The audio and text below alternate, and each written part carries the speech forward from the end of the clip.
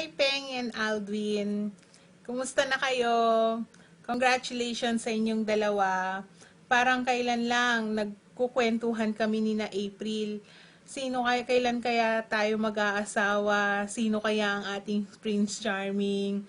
Kailan kaya tayo ikakasal? Ngayon, ayan, ito na ang araw na hinihintay mo, Peng.